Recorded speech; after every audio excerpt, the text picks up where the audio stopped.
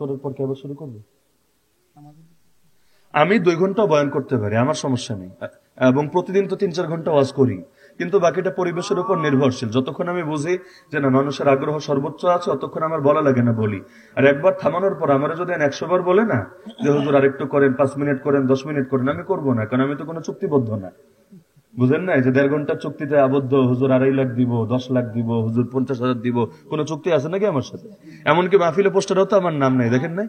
মানুষ 1 বছর আগ থেকে ডেট পায় না, আপনার একদিন আগে পেয়ে গেছেন, আলহামদুলিল্লাহ, আল্লাহ তাআলা যে কোনো ভাবে ইন্তজাম করে দিয়েছেন। তো এখন মূল বিষয় এটা না, মূল বিষয় হলো আমরা ওয়াজ করি মূলত সিরেফ ক্লাস হিসাবে।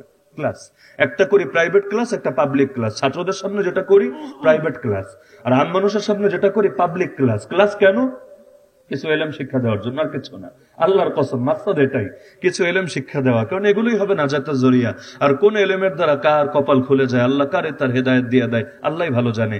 তো যদি সারা জীবন বসে এরকম কিছু ছাত্রও গড়ে যেতে পারি, কিয়ামতের দিন এটাই গর্ব হবে। ইমাম বুখারী বলেন, আল্লাহ যদি আমাকে জিজ্ঞাসা করে, বুখারী তুমি কি আমল নিয়ে এসেছো, তুমি কি নিয়ে হাজির হয়েছো আমার সামনে, ইমাম বুখারী বলেন, আমি ইমাম তিরমিজিকে দেখায় বলবো, আল্লাহ আমার এই সাগরেরটাকে এনেছি তোমার জন্য, এই সাগরের এই উসিলা তুমি আমাকে মাফ করো, কারণ আমি ওর পেছনে মেহনত করেছি এবং সে দ্বীনের বিরাট বড় খেদমত আঞ্জাম দিয়েছে। তা আমরা এই স্বপ্নই দেখি যে এই পাবলিক ক্লাস করেও যদি কিছু মানুষ তৈরি হয়ে যায়, এখান থেকে কেউ যদি জামানার হাসান বসরি হয়ে যায়, কেউ যদি জামানার মোহাম্মদ বিন কাসেম হয়ে যায়, আল্লাহ কাকে কি কবুল করবে আমরা তো জানি না। আর এতে যদি আমাদেরও সামান্য অবদান থাকে, ইনশাআল্লাহ এইটাই, আর কিছু না, এইটাই নাজাতের জরিয়া।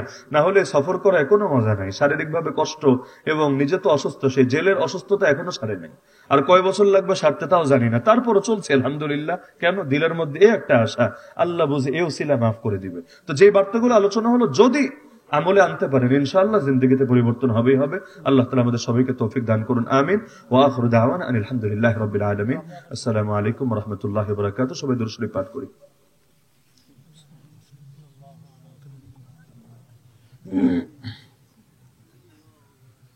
الحمد لله رب العالمين، والصلاة والسلام على سيد المرسلين وعلى آله وأصحابه أجمعين. يا رب العالمين، يا أرحم الراحمين، يا أحكم الحاكمين، يا الله আপনি আমাদের আজকের এই মাহফিলকে কবুল করে নেন। আল্লাহ আপনি আমাদের জিন্দেগির तमाम গুনাহ খাতাগুলোকে মাফ করে দেন। আল্লাহ আমাদের মা বাবা, আপনজন, আত্মীয় স্বজন যারা কবরে শুয়ে আছেন, আল্লাহ আমরা জানি না তারা কে কোন অবস্থায় আছেন, তাদের প্রত্যেকের কবরকে জান্নাতের বাগান বানিয়ে দেন। আল্লাহ আমাদের যে মুরব্বীরা এখনো জীবিত আছেন তাদেরকে নেক হায়াত দান করেন। আমাদের মধ্যে যারা অসুস্থ সবাইকে শিফায়ে কামিলা আজিল নসিব করেন। যারা ঋণগ্রস্ত সবাইকে ঋণ পরিশোধের তৌফিক দান করেন। যে যে মুসিবতে আটকে আছে আল্লাহ সকলের মুসিবতকে আপনি দূর করেন। প্রত্যেকের পরিবারে সুখ শান্তি দান করেন। আয় আল্লাহ যে ভাইরা প্রবাসে আছে তাদের প্রবাস জীবনকে সুখময় বরকতময় বানিয়ে দেন।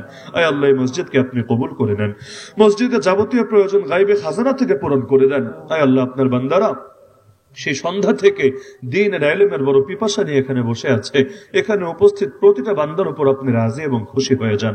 প্রত্যেকের নাম জান্নাতুল ফেরদৌসের লিস্টে অন্তর্ভুক্ত করে নেন। আয় আল্লাহ যাদের উদ্যোগে, যাদের অর্থে আজকের এই মাহফিল কামিয়াব হলো, আয় আল্লাহ তাদের প্রত্যেকের খেদমতগুলোকে কবুল করে নেন। আয় আল্লাহ এই খেদমতগুলোকে আখিরাতের নাজাতের জরিয়া বানিয়ে দেন। বিশেষ করে যারা দান সদকা করেছে তাদের প্রতিটা পয়সাকে আপনি কবুল করে নেন। যে যে নিয়তে দান করেছে প্রত্যেকের দিলের নেক মাকসাদকে পূরণ করে নেন। জিন্দা মুর্দা সবাইকে মাফ করে দেন। আসমানি জমিনে সমস্ত বালা মুসিবত থেকে হেফাজত ফরমান। আয় আল্লাহ আমাদের দিলগুলোকে আপনার মহব্বত এবং আপনার নবীজির মহব্বত দিয়ে পরিপূর্ণ করে দেন। আয় আল্লাহ বারবার মক্কা মদিনা জিয়ারতের তৌফিক দান করেন।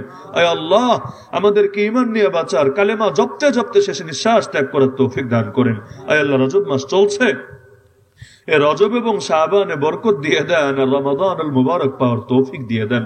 আয় আল্লাহ আরেকটা রমাদান পেয়ে আমরা যাতে রাহমাত, মাগফিরাত, নাজাত, বরকত পেয়ে মালামাল হতে পারে সেই তৌফিক দান করেন। আয় আল্লাহ জিন্দেগিতে আরো একটা লাইলাতুল কদর যাতে নসিবে জুটে যায়। আয় আল্লাহ এই রমাদান পেয়ে সমস্ত গুনাহগুলোকে মাফ করিয়ে যাতে নিষ্পাপ হতে পারি সেই তৌফিক আমাদের সবাইকে আপনি দিয়ে দেন। আয় আল্লাহ আগামীতে আরো বৃহৎ পরিসরে আর সুন্দরভাবে এই কোরআনের মাহফিলের আয়োজন সম্পন্ন করার তৌফিক দান করেন।